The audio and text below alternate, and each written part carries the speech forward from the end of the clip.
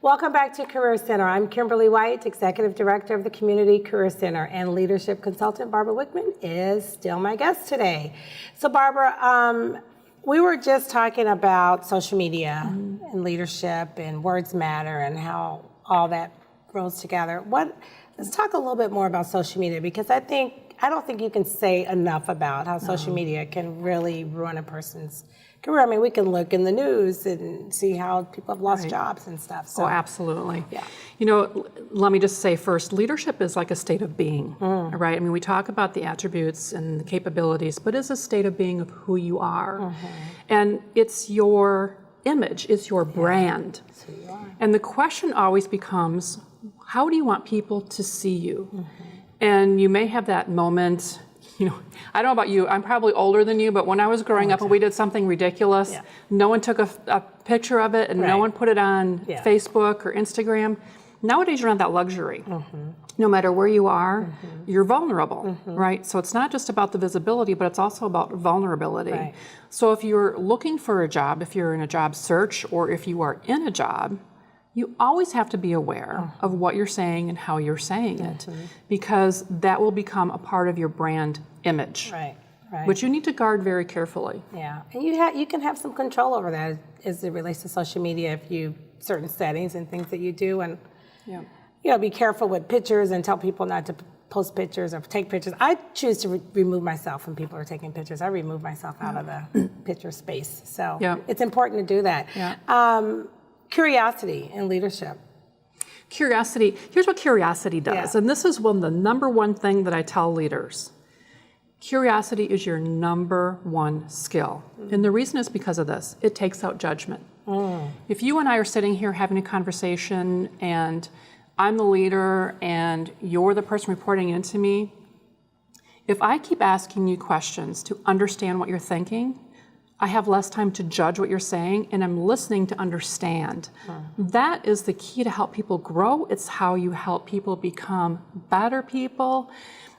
So curiosity kind of shuts down all the negative stuff that you don't want to have going on, and allows you to become much more open to what's in front of you. So curiosity is a good thing. Curiosity is a key. It's a great thing. It's a key. It also is how organizations will find solutions to all the things. Think about the smartphone that you have today. If you look at all the apps on your smartphone, think about what your smartphone does. You can put a PowerPoint presentation on. You can do everything. You can track your heart rate. Those are leaders who have said, yes, tell me more. They are the ones that have had curiosity. So many times leaders will come in and say, no, we're not going to do that because I've done this before. They have lost the ability to be open and to help the organization grow because they know everything, or because they're a leader, they feel they have to know everything. That's not true at all anymore. There is so much curiosity out there just from the people working around you. They're looking for new ways to do things. The innovation is crazy. And as leaders, we have to be open to that and also draw it out. Right. And so it's not good to be that person that says, well, I know it all, and I got this, and I got that, I'm a leader, I can do this. No, you need to be open to your team, being able to put things out there for you. Absolutely. And if you do know, if you do know something, absolutely share. We're not saying that leaders don't know anything. That's not at all. They have been very successful to get where they are. But there are times, and the smartphone is just the best example I can see of a whole bunch of people who said, yes, tell me more. So communication is huge in leadership, right? So what are some tips? Some tips for leaders as it relates to communication? Well, tips for leaders and for everyone is gossip. Stop gossip. I have seen in my career gossip being one of the number one things that have destroyed cultures, teams, relationships. The interesting thing about gossip is if you and I are sitting here, let's say you're the leader and I'm the direct report to you, and you start sharing things with me. First of all, I'm thinking like, oh, I'm now on the inner circle right now. Oh, they like me. They're telling me stuff, right? So now that gives you a different elevated sense of importance. Right. On the other hand, you walk away going, I wonder if they're saying anything about me. Yeah. So gossip is extremely destructive. Gossip, also the things that you overhear in the lunchroom. And what happens sometimes is when you come into the workplace and you start, maybe you've worked there for 10 years, you've worked with the same people for 10 years. You now are friends or family, and you feel like you can say anything until you make them angry or you have an argument. Now all the laws come into play. Now all the values of the organization come into play. You always have to guard your words and action as a leader all the time. Always. You know, we talked about it being an important social media, but it's also very important in what you say within the workplace as well. What advice do you have for someone who may walk into the lunchroom, break room, and there's gossip going on? How do you step back, remove yourself from that, and make sure you're not? I don't know if I would step back and remove myself. What I would do if I were that leader is I would pull each individual into my office and have a conversation and say, look, our culture here, or what we're trying to promote here, is an engaging and accepting culture, because we're not going to win if we're talking bad about each other or talking about other people's stuff. Because really, it's not my right to talk about your stuff. It's your right to talk about your stuff. Right. And frankly, I don't want you talking about my stuff. Right. And that's how people are. But that can be very destructive. So I would talk to them individually. Absolutely. So leaders really should be on top of that and making sure that they're all the time. And not act like it's not happening. You need to. I actually had a situation that I heard about with a woman who led she was in real estate, and she had people that come in her office all day long and start talking about other people, and they weren't doing this and they weren't doing that. And it was draining for her. She actually almost just collapsed after a couple months, but because she kept taking it all on, and it was, I mean, let's face it, I mean, let's not get real spiritual, but it tears apart your soul, right? And that's what you're hurting other people. And she finally just put a stop to it. And what's interesting is, when you make a change like that, a really direct change, people are going to keep trying to put you back into where you were before, because that's where they were comfortable. Now all of a sudden you're different. And now they're very uncomfortable trying to figure you out. Like, I don't get it. So how am I going to have this relationship with you now where it used to be based on gossip? Now it has to be based on something else, integrity. So I was just going to talk about that, and integrity piece of it. Oh, integrity. Integrity is huge, right? And again, lacking integrity, it's that statue, right? Here's what people are going to talk about 10 years from now. Not all the amazing things you did, but the one terrible thing that you did, or the one thing that's what stands out. That's what's going to stand out. You always have to be aware that everyone that is around you or in that room, they're human beings. They all have their beliefs and their values, and you are a representative of the organization, whether it's volunteer or corporate, and you have a responsibility and an accountability to lead with integrity. And that's not criticizing your team. There's a number of things that you want to make sure you're not doing as a leader. Right, and criticizing, now they'll say, giving performance feedback. Well, criticizing and performance feedback is different. Absolutely. Very different. And what about job interviews? Oh, job interviews. Wow. If I would say anything to anyone who's looking for a job, if you sit down and you're looking for a job, my question is I'm going to dig in to understand what you've done, how you've done it, the kind of relationships that you have built. If something went wrong, what happened? And if you come back to me and tell me, they did this, they did that, I couldn't do anything, you have to look at that situation. I'm looking for someone who says, this is what happened and this was my reaction to it. This is what I did to try and make it better. These were the steps that I took.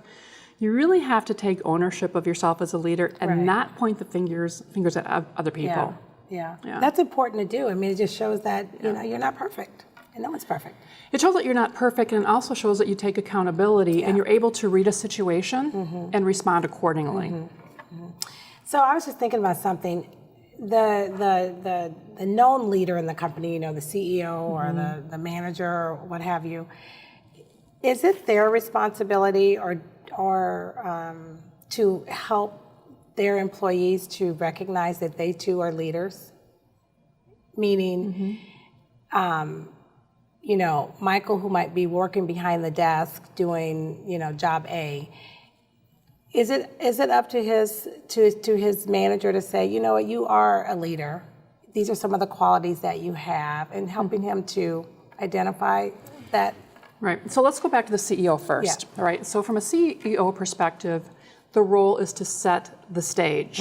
You're setting the expectations for everyone in the organization. So, you know, rules of behavior, rules of engagement, the vision, the values of the organization, and giving examples of what that looks like within the organization. Now, from a managerial perspective, you know, you don't have to say to someone, I want you to be a leader, I want you to develop leadership capabilities. But you can say, help me understand how I can help you be better with making decisions. Like what's getting in the way. Whatever you want to do, you want to take away the blocks. You want to help them resolve any issues that you're having. So you're there to help them grow. However, I will also say growth is the person's responsibility and accountability. Someone can't do that for you. Right. But be open to it when someone's willing to help you. Right. Yeah, I was just thinking about what we said earlier, and you know, having everyone feel as though they're able to, that they have those leadership skills and qualities. Because some people, again, I think, are so afraid of the leadership word. They are. Yeah. They're afraid of that leadership word because they think of probably like the CEO or government leaders. That's not what it's all about. Leadership is about being a good person, doing the right things, and helping others succeed as well as yourself. So communication is like a three-legged stool. It is. Because there's your view, there's my view, and then there's the truth in the middle. So when you think about communication, and that's why I like the whole idea of being curious, whether you're a leader or whether you're not. Because if you're curious, you can ask questions and start resolving issues as opposed to promoting issues. Because, you know, if you ask anyone, what is the number one reason a relationship or failed or had a problem? It's because of communication. It's because of misunderstanding. It's because of lack of interpretation or a different interpretation. And not willing to come to the table to say, you know, let's talk about this is what I heard. And this is how it made me feel. On the other hand, Kim, one thing I'll say is that when someone comes back to you and says, you know, Kim, what you said really hurt my feelings. I can't tell you how many times I've heard people say, well, I can't help it how you take what I say. Oh, wow. Yeah. That is such a destructive response, which says basically, I don't care how you feel. It's what I want to say. You have to own that. You have to be accountable. You don't have to be responsible how I feel about it, but you have to be accountable for saying those words, and you have to own the wake that you create. You know about the wake that comes out the back of the boat? You've got to own all of it because it's going to spread, it's going to come bumping up against the shores. You got to own it. Right. So, final question for you. Are leaders born or natural leaders? Well, let me go back to what we talked about earlier. Leadership is a state of being. And that state of being has capabilities that can be developed. Now, some people are born with talents. Some people are born with talents of playing the piano or whatever it is, or mathematical.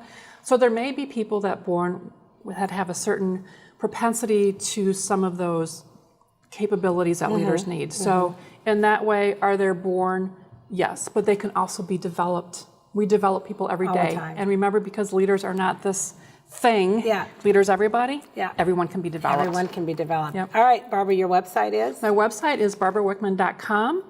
And also Instagram and Barbara Inspires. Come visit, come follow. Love to have you there. We'll make sure we'll put all that down so everybody can see it. Thank you. I appreciate that. Thank you so much, Barbara. I really appreciate you being on this month's edition of Career Center. And to our television audience, if you are unemployed, underemployed, or seeking a career change, visit the Community Career Center at 1815 West Hill Road, Suite 900 in Naperville, or search us on the web at communitycareercenter.org to learn more about the resources available to you.